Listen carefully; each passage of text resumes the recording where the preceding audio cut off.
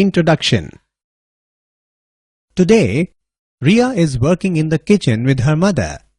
Her mother is packing a tiffin box by using a foil. Ria is watching this curiously and asks something to her mother. Mom, what are you doing? Ria, I'm wrapping the tiffin by using foil. Mom, I want to ask you something. What is the type of foil you are using? This is an aluminium foil used for packing purpose. Okay, Mom. But how aluminium transforms into thin foil shape? Okay, I will tell you. Aluminium is the most abundant metal in the earth crust. It is extracted from the bauxite ore found in nature. Then the metal is isolated and refined from various processes. After that, the metal molds into desired shapes. Mom, I got the answer of my question and I want to know something more about this. Students, today we will study about the general principles and processes of isolation of elements. Objectives. At the end of this lesson, you will be able to define basic terminologies, know occurrence of metals, describe concentration of ores, analyze extraction of crude metal from concentrated ore, understand thermodynamic principles of metallurgy, analyze extraction of iron, copper, and zinc, understand electrochemical principles of metallurgy, describe refining, know the application of aluminium, copper, zinc, and iron. Definition. Ores. The mineral from which the metal is conveniently and economically extracted is called ore. Gangue. The earthly and undesired constituents of minerals are called gangue. Metallurgy. The extraction and isolation of metals from ores is called metallurgy. The extraction and isolation of metals from ores involves three major steps: concentration of the ore, isolation of the metal from concentrated ore, and purification of the metal. Occurrence of metals. Oxygen is most abundant element in the Earth's crust. Silicon is the second most abundant element in the Earth's crust. Among metals, aluminium is the most abundant. It is the third most abundant element in Earth's crust. It is a major component of many igneous minerals, including mica and clay. Many gemstones are impure forms of Al2O3, and the impurities range from chromium to copper. Among metals, iron is the second most abundant. It is the fourth most abundant element in Earth's crust. It is most important both as element as well as compound. It is present in hemoglobin, which acts as oxygen carrier. Concentration of ores. The process of removing the unwanted material from the ore is called concentration of the ore. The important methods for concentration of the ore are hydraulic washing. It is based on difference in densities of ore and the gangue. In this process, ore is washed with stream of water under pressure so that light impurities are washed away, whereas heavy ores are left behind. Leaching. It is a process in which ore is treated with suitable reagent which dissolves the ore but not the impurities. Leaching of bauxite is done to obtain alumina. In this process, bauxite ore is treated with caustic soda. Al2O3 dissolves in concentrated solution, leaving behind impurities. The aluminate in solution is neutralized by passing CO2 gas, and hydrated Al2O3 is precipitated. The precipitate of AlOH3 is filtered, dried, and finally heated to about 1470 Kelvin to obtain pure Al2O3. Magnetic separation. Magnetic separation method is based on magnetic and non-magnetic properties of two components of ore. The ground ore is carried on a conveyor belt which passes over a magnetic roller. The non-magnetic particles leave the belt and fall from it. The magnetic particles are attracted by the magnetic field and form a separated pile. This method is used to remove ore particles from cassiterite, magnetite, chromite and pyrolusite. Froth flotation method. This method is generally used for the concentration of sulfide ores. The principle behind froth flotation process is that sulfide ores are preferentially wetted by pine oil, whereas gangue particles are wetted by water. In this process, a suspension of a powdered ore is made with water. Collectors like pine oil, fatty acids and xanthates are added to it. Froth stabilizers like cresols and aniline stabilize the froth. The mineral particles become wet by oils while gangue particles by water. A rotating paddle agitates the mixture and draws air in it. As a result, froth is formed, which carries the mineral particles. The froth is light and is skimmed off. It is then dried for the recovery of the ore particles. Extraction of crude metal from concentrated ore. The concentrated ore must be converted into a form which is suitable for reduction. Oxides are easier to reduce. Thus, isolation of metals from concentrated ore involves two major steps: conversion to oxide and reduction of oxide to metal.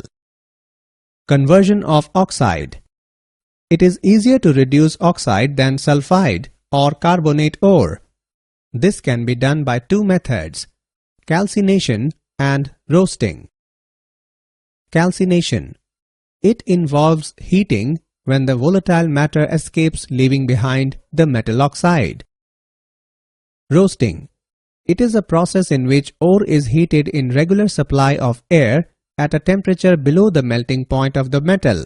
Sulfide ores are converted into oxide by roasting. Reduction of oxide to metal. The process of converting metal oxide into metal is called reduction. It needs a suitable reducing agent depending upon the reactivity or reducing power of the metal. For example, carbon, carbon monoxide, aluminium and magnesium. Example on extraction of crude metals. Let's take an example on extraction of crude metals. Describe the principle of extraction of each of the following: Sn from SnO2, Zn from ZnO, Cr from Cr2O3. Let's see the solution. Sn is obtained from SnO2 by using carbon as a reducing agent. Sn is a less reactive metal. Zn is obtained from ZnO using CO as a reducing agent at 1600 Kelvin. Cr is obtained from Cr2O3 using aluminothermic process. Thermodynamic principles of metallurgy. Gibbs energy helps in understanding the theory in metallurgical transformations. The change in Gibbs energy, delta G, for any process at any specified temperature is described by the equation delta G is equal to delta H minus T delta S, where delta H is enthalpy change and delta S is the entropy change. When the value of delta G is negative, only then the reaction will proceed. If reactants and products of two reactions are put together in a system and the net delta G of the two possible reactions is negative, the overall reaction will occur. Ellingham diagram. Ellingham diagrams are graphs of the change in free energy formation with temperature. These are useful in explaining and predicting the extraction of metal from their ores. The height of the line in an Ellingham diagram indicates the instability of the oxide. Higher the line, more positive delta G, the less spontaneous the formation of the oxide. Metals for which free energy of formation of their oxides is more negative can reduce those metals for which the free energy of formation of their respective oxides is less negative. Extraction of iron. Among metals, iron is the second most abundant. The important ores of iron are hematite or red iron ore, limonite or brown ore of iron, magnetite and siderite. Iron is generally extracted from its oxide ores. The ores generally have 20 to 55% of iron. Concentration of the ore. Impurities of clay, sand, etc. are removed by leviation. Calcination and roasting. Ore is powdered and mixed with some coal and heated strongly in a shallow furnace. By this, moisture is removed, organic matter is oxidized, sulfur and arsenic impurities are removed as volatile oxides, and the ore becomes porous so that the reactions become easier. Smelting. The calcined and roasted ore is mixed with limestone and coke in the ratio of 8:1:4 and introduced into a blast furnace. Reactions in blast furnace. Blast furnace is a tall chimney-like structure lined with refractory bricks. Dry and hot blast of air is passed from below. As the charge moves down, it passes through higher temperature zones. On the basis of variations in temperature in the different parts of the blast furnace, there are various zones where different chemical changes take place. Combustion zone. This is the lowest part of the furnace. Here, coke burns in hot blast of air. In this region, temperature varies from 1500 degree to 2000 degree Celsius. Carbon dioxide rises upwards and meets with red-hot coke. Upper zone of reduction. This is the uppermost part of the blast furnace. In this region, temperature varies from 250 degree to 700 degrees Celsius. Here, carbon monoxide reduces oxides of iron into spongy iron. Lower zone of reduction. Final reduction occurs between 1000 degree to 1200 degrees Celsius in the central region of the furnace. Carbon obtained by dissociation of carbon monoxide combines with iron and impurities also get dissolved in molten iron. Zone of fusion. Here, temperature ranges from 1200 degree to 1500 degrees Celsius. Limestone decomposes into calcium oxide, which acts as a flux and combines with the impurities of SiO2 and Al2O3 and removes them as slag. Molten iron collects at the bottom of the hearth of blast furnace. The slag, being lighter, floats over molten iron. Slag is removed through the slag hole. Extraction of copper. Copper is found both in native state as well as in combined state. The main occurrence of copper as sulfides, oxides, and carbonates. The important steps involved in the extraction of iron are concentration. The sulfide ore is mechanically pulverized into fine powder and then concentrated by froth flotation method. Roasting. The concentrated ore is roasted on the hearth of a reverberatory furnace in excess of air. Smelting. Roasted ore is mixed with a little coke and sand and heated with excess of air in a water-jacketed blast furnace. most of the remaining iron sulfide is converted into oxide, which reacts with silica forming fusible slag of iron silicate. The slag floats over a molten layer consisting chiefly of Cu2s and a little Fes called matte. Bessemerization. The molten matte is now introduced into Bessemer converter provided with a basic lining of lime. The blast of sand and air is blown through the mixture. FeO is removed as FeSiO3. When iron is removed completely, cuprous oxide reacts with cuprous sulfide to form copper. The metallic copper then melts and sinks to the bottom of the converter. It is poured into steel molds. As it cools down, the SO2 dissolved in it escapes, giving a blistered appearance to the solidified metal. Hence, the product is called blister copper. It contains about 98% copper. Blister copper is refined electrolytically.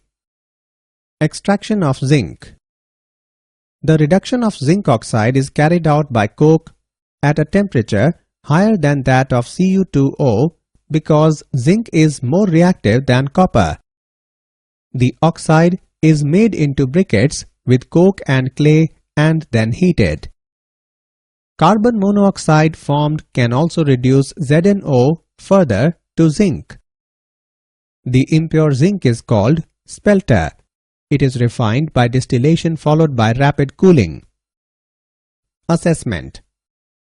Before proceeding further, let us know how much have you learnt. Drag and drop the correct option. Electrochemical principles of metallurgy. In reduction of molten metal salt, electrolysis is done. This method is based on electrochemical principles which can be explained by the equation delta G naught is equal to minus n E naught F, where n is the number of electrons and E naught is electrode potential of the redox couple formed in the system.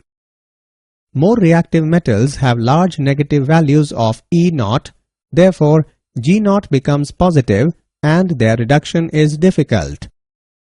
If the difference in two values of E naught of redox couple is positive, then G naught will be negative and less reactive metal can be obtained from its salt by more reactive metal. Extraction of aluminium. Aluminium is extracted from bauxite Al2O3 2H2O. Concentration of bauxite is done by leaching method. Purified Al2O3 is mixed with Na3AlF6 or CaF2, which lowers its melting point of mixture and brings electrical conductivity. This process of electrolysis is known as Hall-Héroult process. Fused mixture is electrolyzed using number of graphite rods as anode and carbon lining as cathode. The graphite anode is useful for reduction of metal oxide to metal. Oxidation reduction. Non-metals are sometimes obtained from their minerals by electrochemical oxidation. For example, electrolysis of brine solution produces Cl2 at the anode. The standard reaction gives energy for oxidation of Cl- ions in water. High positive value suggests that electrolysis is required. The minimum potential difference that can achieve oxidation of Cl- ions is about 2.2 volt and N is equal to 2. But in aqueous solution there is also a reaction. This reaction can be driven by a potential difference of only 1.2 volt. Therefore, a high overpotential is required before a significant rate of reaction is achieved. Refining. A metal extracted is usually contaminated with some impurity. For obtaining metals of high purity, several techniques are used depending upon the differences in properties of the metal and the impurity. Distillation.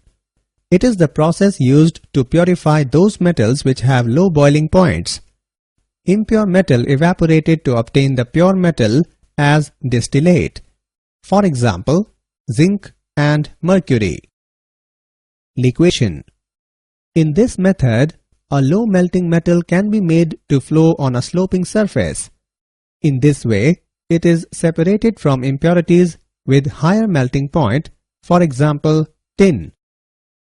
Electrolytic refining. In this method, impure metal is taken as anode, pure metal as cathode. Soluble salt of same metal is used as electrolyte. When electric current is passed, impure metal forms metal ions, which are discharged at the cathode, forming pure metal. For example, copper, zinc, and aluminium. Zone refining. It is based on the principle that impurities are more soluble in the melt than in the solid state of the metal. The impure metal is heated with the help of circular heaters at one end of the rod of impure metal. The molten zone is moved forward along with impurities and reaches the other end and is discarded. Pure metal crystallizes out of the melt. The process is repeated several times and heater is moved in the same direction. For example, it is used for purifying semiconductors. Chromatographic method. This method is based on the principle of separation or purification by chromatography, which is based on differential adsorption on an adsorbent. In column chromatography, Al2O3 is used as Adsorbent. the mixture to be separated is taken in suitable solvent and applied on the column. They are then eluted out with suitable solvent. The weakly Absorbed. component is eluted first, then the more strongly Absorbed. and so on. This method is suitable for such elements which are available only in minute quantities and the impurities are not very much different in their chemical behavior from the element to be purified. Uses of aluminium. Aluminium powder is used in silver paints for covering iron and other surfaces. For making alloys used in automobiles and aircrafts. For making thin foils for wrapping cigarettes and confectionery. It is used for making electrical transmission cables. It is widely used for making utensils, trays, frames and decorative articles. Because of its lightness, good conductivity and resistance to corrosion, it is used for making useful alloys. For example, magnesium, duralumin and aluminium bronze. Uses of copper. It is used in copper plating and electrotyping. It is used for manufacturing electrical goods, electrical cables and wires. It is used for making vacuum pans, heating utensils and calorimeter. Many of its compounds are used as insecticides, pesticides and pigments. It is used in the manufacture of important alloys, for example, brass, German silver and gunmetal, etc. Uses of zinc. It is used as cathode container in dry cells. It is used as reducing agent. It is used in galvanization of iron and steel. It is used in the extraction of silver and gold by cyanide process. It is used in manufacture of many important alloys, for example, brass, German silver, etc. Uses of iron. Iron catalysts are used in the Haber-Bosch process to produce ammonia and the Fischer-Tropsch process to convert carbon monoxide to hydrocarbons used for fuels and lubricants. Iron metal is strong but is also quite cheap. Most automobiles, machine tools, the hulls of large ships, building parts and machine parts are made out of iron. Steel is made by combining iron with other metals. Stainless steel is used in building parts, cooking pots and pans, cutlery and surgical equipment. It is also used in aircrafts and automobiles. Did you know? At room temperature, mercury is the only metal that is in liquid form. Bronze is a metal alloy made from copper and tin. Copper makes up the larger amount, usually between 80 to 95%. Iron is the sixth most common element found in the universe. Summary. Let us summarize what we have learned. The mineral from which a metal is conveniently and economically extracted is called ore. The process of removing the unwanted material from the ore is called concentration of the ore. Froth flotation method is generally used for the concentration of sulfide ores. Ellingham diagrams are graphs of the change in the free energy formation with temperature. In reduction of molten metal salt, electrolysis is done. This method is based on the electrochemical principles. For obtaining metals of high purity, several techniques are used depending upon the differences in properties of the metal and the impurity. These techniques are known as refining. Zone refining is based on the principle that impurities are more soluble in the melt than in the solid state of the metal. Chromatographic method is based on the principle of separation or purification by chromatography, which is based on differential adsorption on an adsorbent